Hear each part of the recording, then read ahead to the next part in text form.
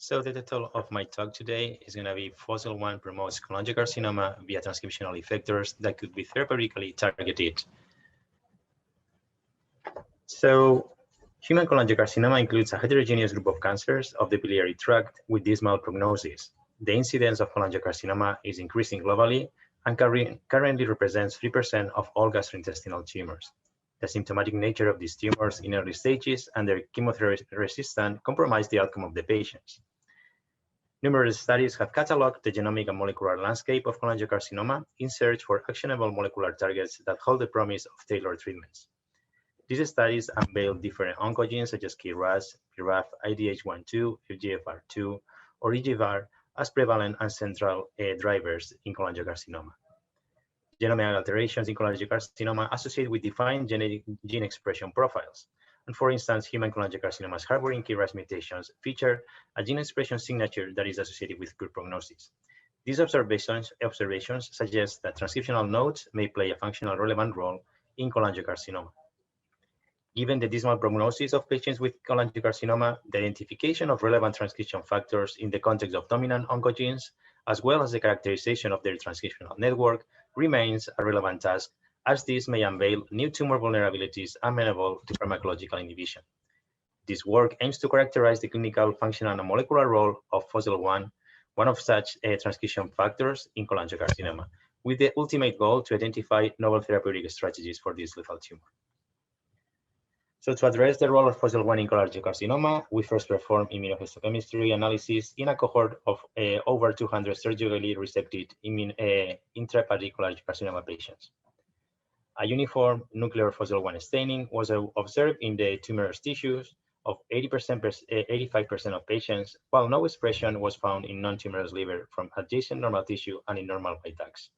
Likewise, using a mouse cholangiocarcinoma mouse model driven by mutant KRAS and p53 loss under the control of an albumin promoter, referred to as the AKP mouse model, we observed high nuclear expression of Fossil-1 in tumor tissue compared to surrounding liver tissue and bile ducts. Next, we investigated Fossil-1 expression in a panel of human cholangiocarcinoma cell lines, as can be depicted in the bottom part, with distinct mutational background, as well as in normal primary cultures and in immortalized human cholangiocytes. Fossil-1 upregulation was generally observed in cholangiocarcinoma cells compared to non-tumorous cholangiocytes. And in agreement with the human data, Fossil-1 expression was preferentially also observed in cancer cell lines derived from the AKP model compared to normal mouse cholangiocytes, suggesting that its regulation is in part due to cell autonomous mechanisms. Finally, we assessed the clinical implication of Fossil-1 protein expression by querying overall survival, and you can see in these two graphs next to the immunohistochemistry analysis. First, cholangiocarcinoma patients with Fossil-1 expression had a shorter survival outcome. And second, patients carrying cholangiocarcinoma tumors with combined expression of Fossil-1 and mutations in KRAS or BRAF had the lowest survival outcome compared to those with low Fossil-1 expression or with wild-type alleles. These experiments were complemented with a multivariate analysis of the survival, indicating that in all cases, Fossil-1 was an independent marker of prognosis. So on the right-hand side in this slide, we show the characterization of the regulation of Fossil-1 in these cholangiocarcinoma cell lines, basically based on the results that different oncogenic signals could regulate Fossil-1 expression. So for these experiments, we carried out pharmacological inhibition of several signaling pathways involving cholangiocarcinoma to dissect their potential involvement in Fossil-1 regulation. In the cell line observed here and another cell lines that are not shown in this poster, we show that several signaling pathways, including those of the MEK pathway, MEK5 pathway, JANK, PI3 kinase, and IKK pathways regulated Fossil-1 expression. Also, based on the human clinical data suggesting an association between Fossil-1 and KRAS, we tested their potential relationship. To do this, complementary gain and loss of function experiments were carried out. Overexpression of exogenous mutant KRAS in immortalized cholangiocytes led to upregulation of Fossil-1. Conversely, KRAS knockdown in two cholangiocarcinoma cell lines decreased Fossil-1 expression. To test if Fossil-1 regulation was basically extended to the mouse setting, we deployed mouse cholangiocytes isolated from KRAS P53 mouse. And in these cholangiocytes, we showed that KRAS was upregulated upon KRAS expression, and in some instances also at lower levels by a knockout of P53.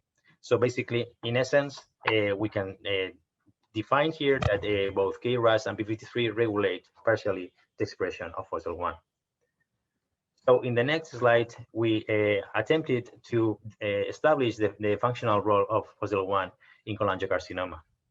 First, using a doxycycline-inducible shRNA, we showed that FOSL1 is implicated in the cell proliferation and the clonogenic potential of cholangiocarcinoma cell lines. Only one cell line shown here, but we've also done this with another human cell line and also with mouse cholangiocarcinoma cell lines. And the mechanism behind these differences is due to an arrest of the cells in the G1 phase of the cell cycle. So next, in the center now, we ask whether FOSL1 would be required for cholangiocarcinoma growth in vivo. To do this, human egg cell lines expressing the same shRNAs used in the in vitro experiments were used. These cells were inoculated into immune-deficient mice, and then these mice were administered doxycycline from day 0 post-injection until the end of experiment. FOSL1 silent cell lines yielded tumors of significantly smaller tumor and weight than those derived from control cells carrying a control shRNA. And similar results were obtained in other models that are not depicted in this poster. To test FOSL1 functional relevance as a potential molecular target, we investigated its role in established mutant KRAS cholangiocarcinoma tumors. So in this case, the activation of the shRNA inhibiting FOSL1 was done when tumors reached an average tumor of approximately 100 millimeter cubic. FOSL1 depletion led to tumor volume reduction compared to the control shRNA in all the models investigated, although here I'm just showing one. To rule out potential differences emerging from the site of implantation, we developed an orthotopic model by engrafting small pieces of a human cholangiocarcinoma tumors in the liver of immune-deficient mice. Tumors were monitored by ultrasound, and doxycycline treatment to activate shRNA expression was started whenever an average volume of 2 millimeter cubic was reached. Relative analysis of tumor volume at day 0 and at the end of the experiment revealed an average reduction of 60% in the group of mice implanted with FOSL1 depleted cells compared to control group. Collectively, these results suggest that FOSL1 play a relevant role in cholangiocarcinoma progression, where it may represent a molecular target. On the right-hand side, you can see genetic experiments that we did in genetically engineered mice to study FOSL1 function in a physiologically relevant system that basically recapitulates cholangiocarcinogenesis. To do this, we took advantage of the AKP model, which was bred to FOSL1 flux conditional mice. Then survival analyses were undertaken in AKP and AKPF mice, and we observed that the AKPF mice, the ones where FOSL1 was a knockout, have a higher overall survival compared to AKP mice expressing FOSL1. Of note, the survival differences remain significant even when mice were stratified by sex. To test if FOSL1 had any role on cholangiocarcinoma originated from adult mouse cholangiocytes transformed by simultaneous KRAS mutation and P53 ablation, normal cholangiocytes were isolated from KP mice and also KP FOSL1 knockout mice, or KPF. And these cholangiocytes were treated with adenocombinase in vitro to remove the flux alleles, and then were subsequently injected into the lower flank of immune-deficient mice. Analysis of tumor volume from KP and KPF cholangiocytes revealed that tumors arising from FOSL1 depleted cells had a smaller volume compared to FOSL1 proficient ones. Likewise, weight was also reduced in tumors lacking FOSL1 expression. The data from the genetically engineered mouse models and the primary cholangiocytes provide evidence that FOSL1 displays a relevant role in mouse cholangiocarcinogenesis by affecting overall survival. And this finding could be explained in part by the down modulation of the oncogenic potential of transformed cholangiocytes. Moving to the last part of the poster, in this third slide, we studied the role of FOSL1 as a transcriptional regulator. So given FOSL1 role as a transition factor in cholangiocarcinoma, we explored the transcription changes elicited by FOSL1 depletion.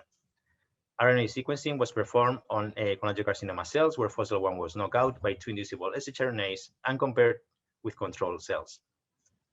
Gene ontology analysis, as shown in the bar graph, was done, and downregulated genes reveal an enrichment of biological processes involving cholesterol and steroid biosynthesis, and also mitochondrial electron transport and ATP synthesis. Next, protein-protein interactions, represented by the network in the middle of this image, was done using a string and identified three main independent clusters of genes. One large cluster featured genes involved in mitotic progression, depicted in green. A second cluster was composed of various genes implicated in the mevalonate pathway, cholesterol biosynthesis, and regulation of steroids and lipids, as you can see here in blue. And this cluster was intimately related with the top enriched gene ontology biological pathways. Lastly, a third cluster was formed by mitochondrial genes with dehydrogenase activity and reductase activity, as well by the membrane gene PTGS1. Subsequent global analysis of the FOSL1 bound regions revealed binding of FOSL1 to the HMCS1 promoter. And to validate this ChIP-seq data, we performed ChIP-qPCR analysis, showing that indeed the promoter of HMGS1 is bound by FOSL1 directly. So altogether, these results demonstrate that FOSL1 controls HMGS1 expression in cholangiocarcinoma cells through direct promoter binding. Next, and here in the middle part, we attempted to investigate the expression of HMGS1 in cholangiocarcinoma samples. First, we analyzed human samples, and supporting the data observed for FOSL1, we found that HMGCS1 was found highly expressed in nearly half of all cholangiocarcinoma cases. The expression of this gene prompted us to assess also its function in cell lines, and we observed a high upregulation also in cell lines. Interestingly, the expression of HMGCS1 was also found upregulated in the context of the genetic engineering mouse model. And in this case, we observe upregulation only in tumor tissue, but not in normal hepatocytes or cholangiocytes. Next, to investigate the functional implications of HMGS1 in cholangiocarcinoma, we perform genetic inhibition using shRNAs, and we found that its inhibition impaired the cell proliferation and also the clonogenic efficiency. Lastly, we follow a pharmacological approach to investigate the therapeutic implication of HMGCS1 inhibition. For this purpose, we deployed inhibitors that target HMGCS1 upstream, such as mTOR, which can regulate expression of this gene. We then carry out colony-forming assays with various doses of the mTOR inhibitor and found that a 20 nanomolar dose was sufficient to reduce the clonogenic efficiency by 60 to 85% in human and mouse cell lines. Lastly, we studied the effect of HMGCS1 pharmacological abrogation in vivo using mTOR inhibitors. And to do this, we generated subcutaneous tumors from transformed cholangiocarcinoma cells in immunocompetent SB129 mice. Single administration, as can be shown here in the graph, induced tumor regressions compared to control treatment. So as summary to our work, our study points at FOSL1 as a relevant transcription factor in cholangiocarcinoma with clinical and functional implications. And furthermore, it unveils targets within the FOSL1 transcription network amenable to pharmacological inhibition that could eventually provide new opportunities for the treatment of cholangiocarcinoma patients. With this, I conclude, and I would like to thank you for your attention.